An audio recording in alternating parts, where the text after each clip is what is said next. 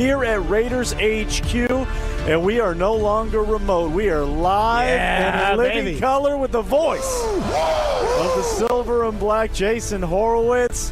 Jace, we got a lot to get to. Sure. We're going to try and stay on track because look at this view. How come when we're live I no longer get my special intro? You did. You just weren't paying attention. Oh, okay. You just decided to pick up your headset late. Clay, this guy just hobnobbing, rubbing elbows with everybody. Right, doesn't understand, deadlines, times, start times. I had to corral him from his suite under the tent over here. Hang on, pause that for a second. I was deep in conversation about preseason game broadcasts. We were discussing halftime features. So you're saying it was work? It was work. Okay. It's not my fault they've got tent with chairs. It's not my fault. Well, Jace, I think you would agree. It's hard to call this work. This is great. We are beautifully shaded. We are not running around. We get to watch football. Yeah. Day 2 of training camp. Again, I think we've asked you this, over years. Yeah. Flag was thrown. We just threw a screen to Ashton. Flag. I'm going to say illegal man downfield. It feels here. We are there, right? I understand the game is not played until September when real bullets are flying, but as you said, preseason is around the corner. Practices are happening. What is this feeling for you getting here to get an up-close It look? hit me yesterday at how short this is because, veterans reported Tuesday, first practice yesterday. The first preseason game is in 2 weeks. Yeah. And they're not even going to put pads on until middle of next week. Right. And the first preseason action against the Cardinals is 2 weeks from today. And, look, the way that the NFL has moved and how, obviously they're doing this all year long. And so a lot of things have changed. But they're going to have 6 padded practices before they have their first preseason game, which is a very condensed. But you know what?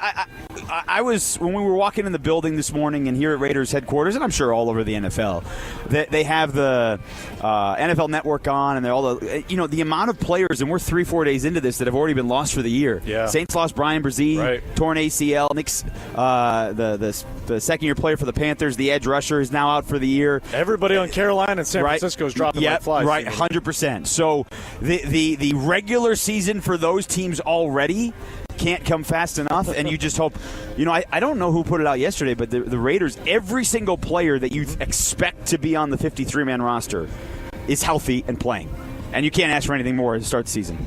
Yeah, well, let's knock on wood. I got wood. I got wood right here, Benny. Exactly. There's a table right here. I don't know if it's a wood table. I think it's a plastic table. You don't need the table. Just knock on Vince's head. That's fine. That works. That's all. Because if I was there, it would be my head. But knock on Vince's head. All right. So, and you're right. It's a beautiful thing for the Raiders that they are completely healthy. And I'll start with Max Crosby. Not quite sure what the Baltimore Ravens were doing, unleashing that problem on everybody else. But he didn't need any extra motivation, but they went ahead and gave him some extra motivation. And it looks like he used that fuel for all the right reasons. And he looks fantastic. And he doesn't look like it's any issue. I don't think anyone's necessarily surprised by that. But what do you think that this foretells for Max Crosby this year with that extra chip that is now on his shoulder? I think, look, if Max is healthy and his knee is holding up, this season, it feels like it is about to be the catapult of what is already a Hall of Fame type career to that type of season. He is pissed at the world, right? Like it really feels like he hates everybody, which is kind of different. And so it truly feels like he's going to be unleashed. But more than that, Vinny, I think, and we talked about this last week here on the show. I think part of the reason that is possible is because the talent around him in the front seven is so much better. Max talked at the podium yesterday, and he talked about he has never seen a linebacker on a team that he's ever played with that is his size. Quay Walker, he was talking about. Now, his arms aren't quite as long, but you get the same idea. You throw in, if Nakobe Dean is healthy, and how productive he is when he plays, you've got that guy. Kwity Paye. Kwity Paye's had 8 sack seasons, right? That's nothing to scoff at, and he's done it consistently. Now, last year wasn't his best, but he's done it consistently. And he's a former first-round pick. So, like, the talent around Max is so much greater than it has been.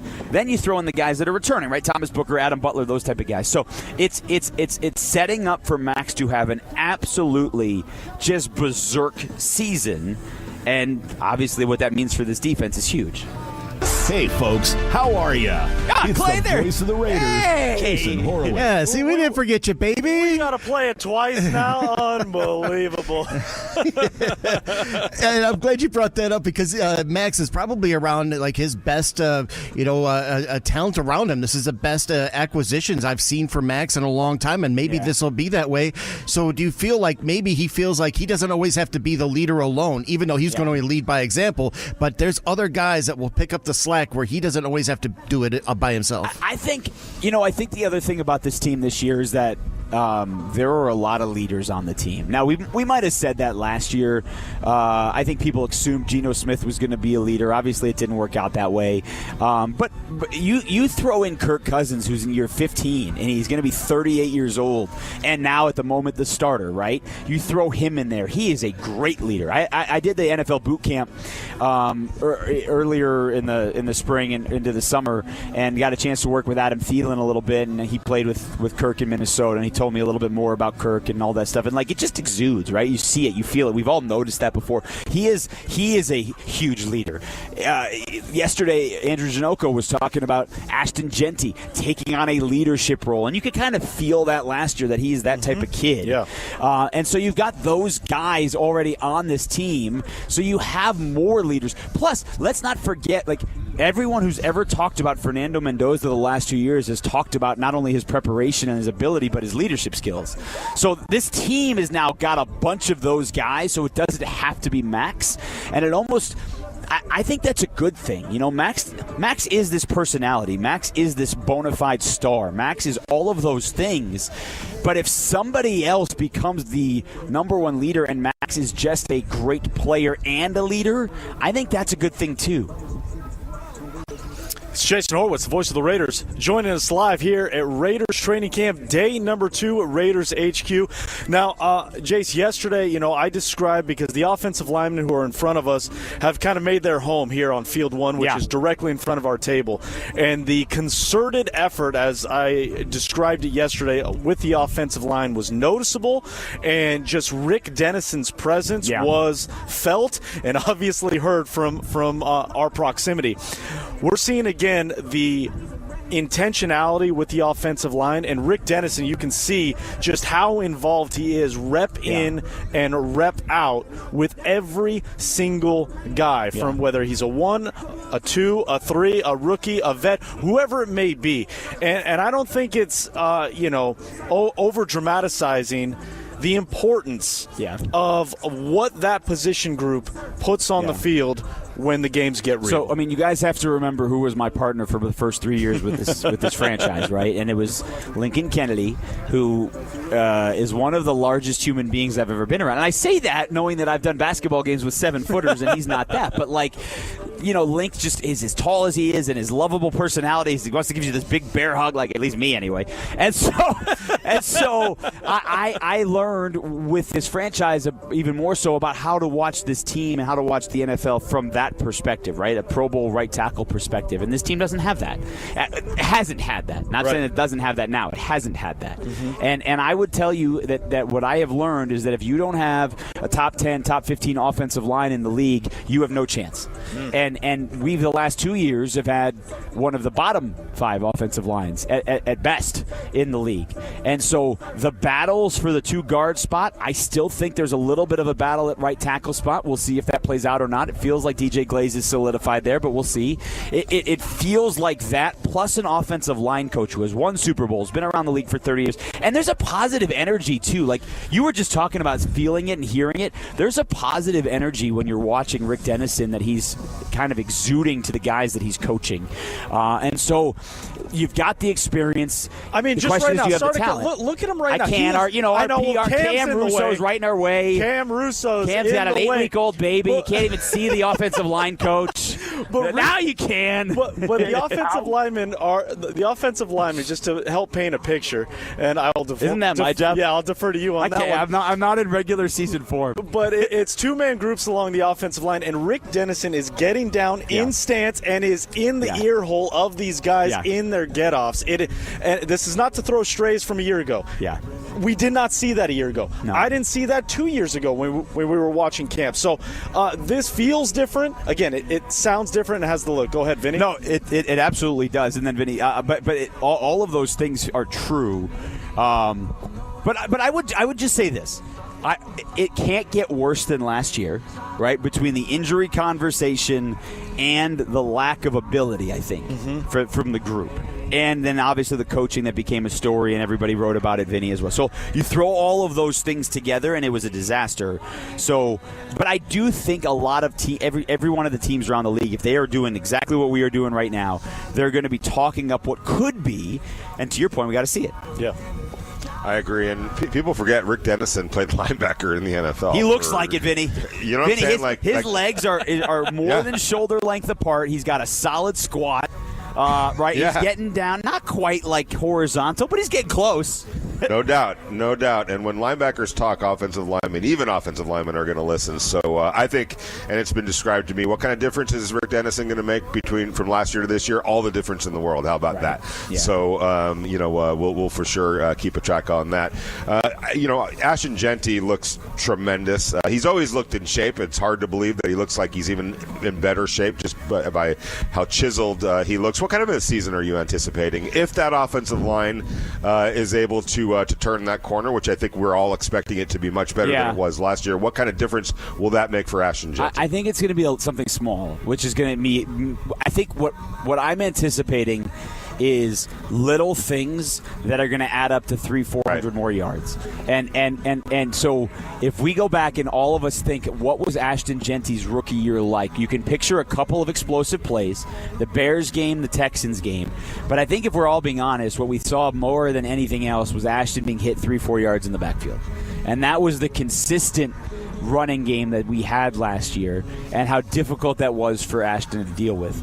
And yet he stayed the course. He started every game, all of those things, right? And so if Ashton doesn't get hit 2-3 yards behind the line or has to break a tackle 2-3 yards behind the line and just gets to the line of scrimmage before he has to make them, think about how many more yards that is per carry. Even if it's just 1 yard more per carry, that's 300 more yards, assuming you stay healthy. And he almost had a 1,000-yard season as well. So I think the bigger question, though, for Ashton, though, Vinny, is does he have to be on the field 85% of the time? Or if Mike Washington is as good as advertised and what I think we've seen, and I'm really excited to watch Mike Washington and Roman Henby if he makes the team for that matter. Is 75% of the snaps good enough and Mike Washington giving him a little bit more of the break? Because if that happens, it's probably because the Raiders are running the ball the way they want to. They're getting more snaps, and you're getting more opportunities for the backup running back. I actually think those are all positive things. Yeah, no doubt. But Vince, remember we went through this the other day where there was a running back for the 49ers that still got like 100 carries, I think it was. Right.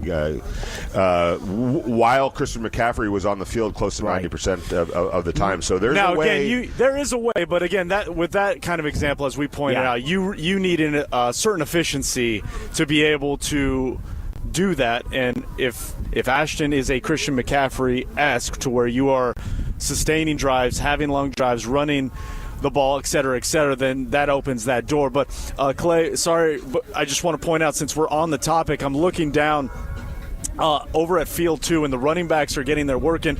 And you know how kids in youth sports, when they're told to line up, everybody's fighting to be the next guy? Yeah. And I always find it an interesting thing, in training camps, the hierarchy, the order of the line kind of dictates who the guy is, right? Like Max is always, Ashton is obviously the first guy. Right. But with when the running backs lined up, there was a legitimate kind of like, not scuffling, but just trying to let it be known, Mike Washington Jr. found the number 2 spot. I like it. Followed by Dylan Lobby. You know what's interesting about our running back group, and I know a little bit of social media buzz this week when Miles Sanders worked out with that group, and the Raiders ended up signing 3 players, including the Johnsons, Patrick and Buddy. But I think it's interesting because you know who the starter is, and obviously Mike Washington's making the team. I can't tell you for sure thing which of the other 3 guys are on the roster. Now, I assume because of how well he plays special teams, Dylan Lowby is, but I don't know that for a fact. And Roman Henby's an undrafted free agent who was, we're talking about a guy who had almost 4,000 yards rushing in college between Maryland and 1 year at Indiana, but he didn't get drafted, right? And Chris Collier's been out around this organization now for a year and a half, and we've seen some spurts in preseason games and things, but he's not really been a guy that's ever gotten regular season action. So most teams carry 4 or 5 in the backfield. Now, Hayward's going to be on the roster, so we know 3. Who are the other 1 or 2? And we don't have an answer to that, and I think that's really interesting. What about Brock Bowers, though? When you think about how Kubiak was brought over to fix the offense, do you think Bowers in the back of his mind is like, hey, finally, somebody gets me, and he could be poised for another All-Pro year? Yeah. I mean, he should be, right? I mean, he's what did Clint Kubiak call him, Vince? The robot football robot from heaven. The football robot from heaven. That's right. The football robot from heaven. Perfect description. Yeah. Has that been on a shirt? Have the Raiders sold that? I mean, I haven't been into the Raiders' image here at the facility. No, yet. It doesn't open until 10 a.m. Yeah, you got time. That's a problem. we need to fix that. Maybe Marcus can help us with that. Football robot from heaven T-shirts. Yeah, do they sell those, Marcus? Oh, he's got it. No, we're not selling those? Okay. He already told us. What? I believe that was to be quiet. He might have been giving you the shush because he thinks I'm too loud. I mean, if we're honest, guys, I am the loud. I may be the loudest person in the Raiders organization. No, Q's shaking his head. You're the loudest person over here. The organization, but I'm the loudest. See, look, competition is happening on the field and at the table. No, and here's the other thing. You guys on Raider Nation Radio have a problem because Q is the favorite of the Horowitz children. In fact, what?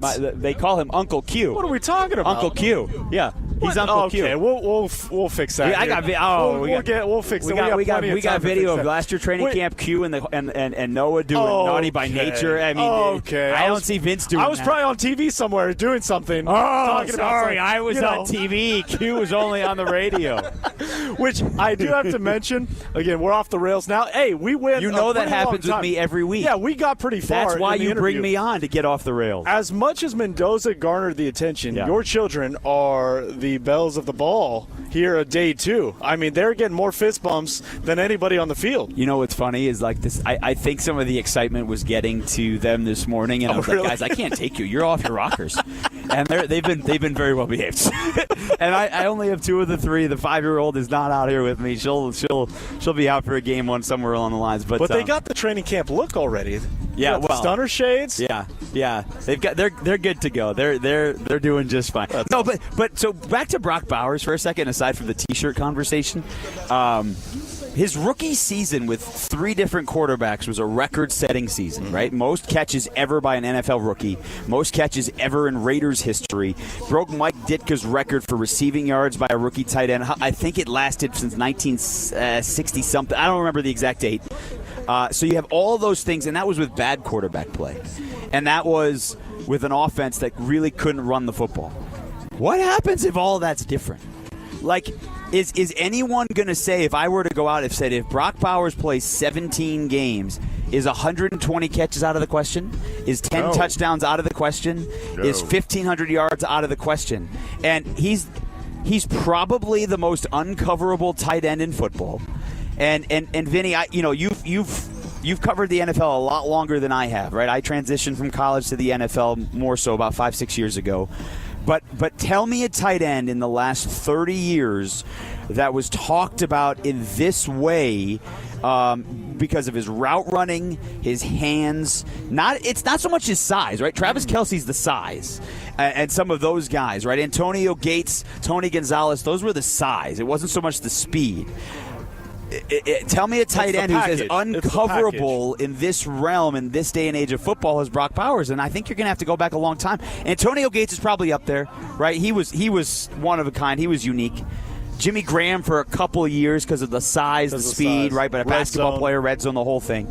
But he's that unique, and I don't think 120 catches, if he is healthy, is out of the question. No, and especially if the offensive line is functioning at a high level and they get good quarterback play. Remember, think about who the quarterbacks were when Brock had that record-breaking rookie season. That's right. I mean, think about that for a second. It was Gardner Minshew, it was Aiden O'Connell, and it was one game or two of Desmond Ridder.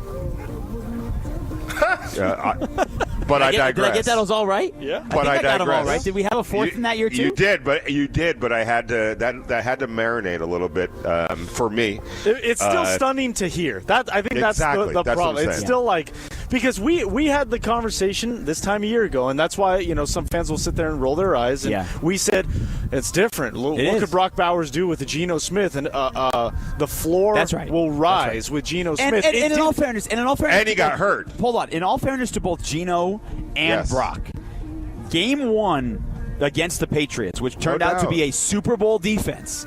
Yes. Brock had 100 and some yards on 5 catches. Geno threw for 3-something. Yeah. And the offense put up 400 yards against the Patriots on the road and won.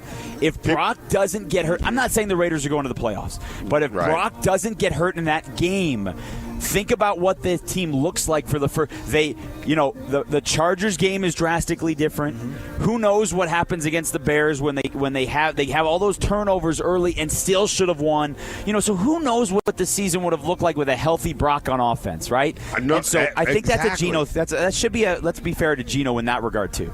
He also lost his left tackle. I'm not trying to it all worked out because the Raiders ended up with the first pick overall and got their quarterback of the future. So we will park that off to the side. But don't think for a second that everybody didn't feel 100%. the loss of Brock that gets Bowers. to the point. That gets to the point of who he is and how good he is. Of course, without question. Yeah, and he is that guy. Like you just said, he's unguardable. There's nothing you can't even account for that type of the pressure that he puts on opposing defenses. Which, if he stays healthy, that's going to continue. And now there was just a poll that came out. I think it was The Athletic. Our good friend Ted Wynn did this story about top 10 play callers, and I want to say Clint Kubiak was on that list. He was among the top 10 play callers. You put him into that equation, and all of a sudden, 120 catches looks more than feasible. And the craziest thing is he's only been calling plays for two years. Yeah, right. I mean, he called plays, and nobody goes back to the Derek Carr Saints 2 years ago and was like, "Wow, what an offense they had." But the first 2 weeks they were pretty good. They were. That's right. And then obviously last year it's a Super Bowl winning offense with, and the other thing about last year too, and this is the thing about the Seahawks that I keep going back to, because Kenneth Walker signed his $40-some million deal to go to the Chiefs. And, obviously Jackson Smith-Njigba was the best in the business last year. But I don't think you go into last season saying Jackson Smith-Njigba is even a top 5 receiver. No, you did not. You didn't go into last season thinking that the Seahawks – in fact, we played the Seahawks in the preseason. And their biggest question marks – I remember having this conversation with their TV play-by-play preseason, Kate Scott, who's also the – somehow I was texting with Kate the other day because she does the Philadelphia 76ers on TV, and I said to her, I'm like, I hope you get paid by the season, not by the games, because they're going to be taking away a lot of games to go to Prime and Peacock now that LeBron and Jaylen Brown are there.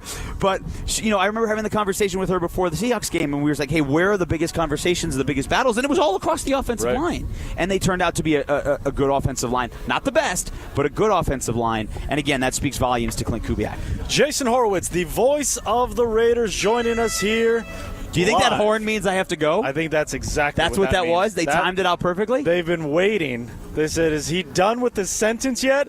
Blast the horn before he says another one. No, Jason, you're the best. We appreciate you as always. We got work today, right? Well, I have work today. Okay. I looking forward to the Aces game tonight, right? Okay. Liberty in town, big game tonight. That is a Are you big going to be game. there? You do everything in this town. Yeah, I don't think I'll be there tonight. You won't be there tonight. But okay. I could change my schedule for you. Okay. Now that I know we will that, be there. Might have to looking shuffle forward to that. You've got a 10-year-old at the kids. Bring them over. All right. Well, Jason, we appreciate you. We will see you here all throughout camp and obviously into the preseason as well. Jason Horowitz, the voice of the Raiders, join us here live